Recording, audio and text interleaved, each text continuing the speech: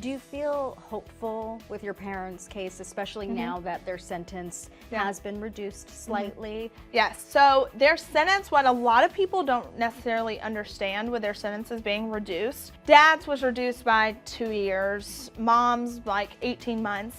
And that was all due to the First Step Act. And the First Step Act was actually introduced under the Trump administration, and it was to give incarcerated individuals a second chance. So there are classes that you can take while you're in prison, and you can do all of these different things to help better yourself to enter back into society. And so that's what that was just the classes that they're taking to reduce their sentence. And so that has helped drastically, but there's also huge reform things that are coming down the pipeline, which is a huge 2-point reduction that in February will come into effect, which could very easily reduce their sentences by a few years each. So it just depends on how it works out, but obviously we have an open appeal that we're waiting to see what happens with. I was going to ask what the status was with the appeals. Yeah, so it's all been filed, and now we just sit and wait. And we have asked for oral arguments. The government obviously has said we don't want oral arguments, which, you know, that's now for an appeals court to rule on. So there's a lot of different things in play that we just now sit and wait. How often are you able to speak to your parents and see them? Yeah, so I speak to them multiple times a day. Like, they'll call me, and then I see them every weekend. Okay. So there has not been a weekend, other than like 2 or 3 weekends where I've been working, that I have not seen one of them. So I go back and forth, which is also not a sustainable lifestyle, to just be like playing ping pong between Florida and Kentucky. But I do it, and it's so great seeing them because I get to hug on them, love on them, like we get to catch up on all the things. You said your dad's sporting a new look.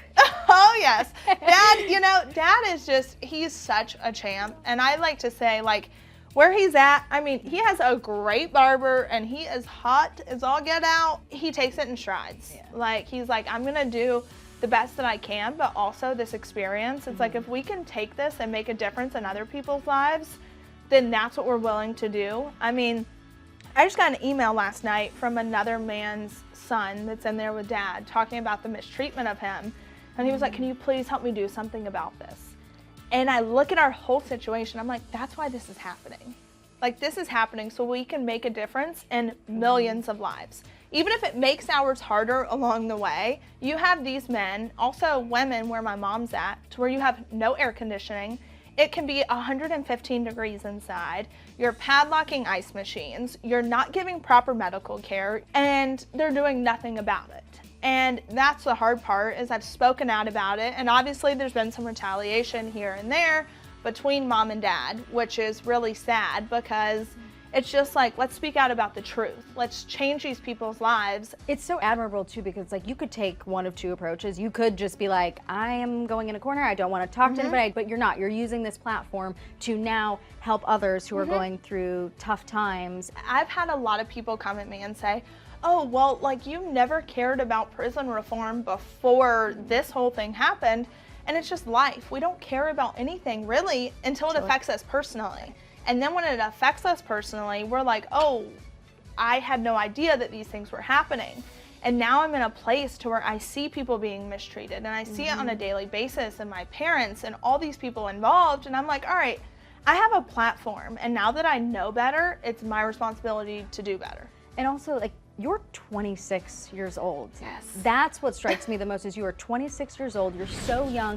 You are having to step up in a way that most 26-year-olds don't ever see in their lifetime. Do you feel like you have the weight of the world on your shoulders? You know, I feel like God never gives you more than you can bear. And I feel like what is happening right now is exactly what I needed to not be this like spoiled, entitled, whatever. Because what's happening now is it's testing who I am as a person. It took away a lot of things. I mean, for about a year, like, anything work-wise disappeared. Meanwhile, the public has been grabbing on to every little thing, and they're like, we want to see it, we want to see it. And that's where we partnered with Scout Productions, which we're doing a whole new show just about everything happening. It's definitely tested me, but helping to be I like to call it like a bonus parent for my siblings. Yeah. Like, it's been the hardest but most rewarding job I will ever have. Of course, there's like a grieving process in the sense, Yeah. you know, losing your parents to prison. There's Yeah. the anger, the sadness, but I Yeah. feel like you're on the other side, closer to that For side. sure. I think the hardest part was like the first holiday with them leaving. It was Grayson's birthday, Chloe's first day of school. All the firsts that happen, it's still a grieving process. Whether they've passed away or not, like they're still not there. We're kind of in the groove of things, so, and luckily kids have a way of turning like pain into humor. I mean, Chloe, poor kid, I'm like, she has gone through so much, like so many traumatic experiences in her life, but she got in trouble at school because she was talking. And the teacher was like, if you keep talking, like I'm gonna have to email your parents. And Chloe comes home and she goes, I thought to myself, go ahead and email them. Good luck getting a response. Oh And my I gosh. died because I was like, that just goes to show how Right. kids turn like And pain they into adapt. humor. It's gonna be a big drop. Hope you prepare for this.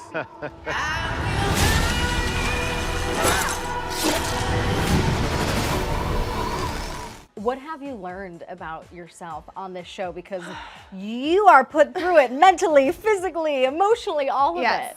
I thought I would be like a rock star at something like this, but then when the emotions set in, and I remember sitting there and I was like, for once in my life, I love two people more than I love myself, which is Chloe and Grayson. And like being away from them for so long, it was like completely ripping me apart. I was like, I was not prepared for this, to feel what I was feeling.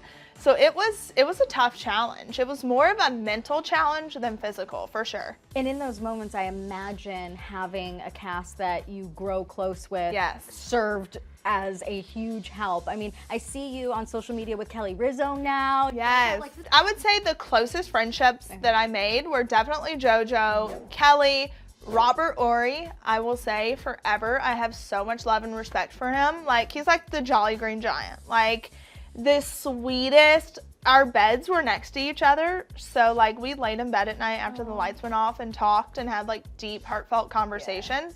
And then Brian Austin Green, like just an angel. And we had some like, even off camera, he and I had some tough conversations of just like disagreeing but understanding where each other was coming from. And it just made me realize that like as a society, that's where we all need to get to, that we can have like productive conversations while believing in our own values and beliefs. It was just an awesome overall experience.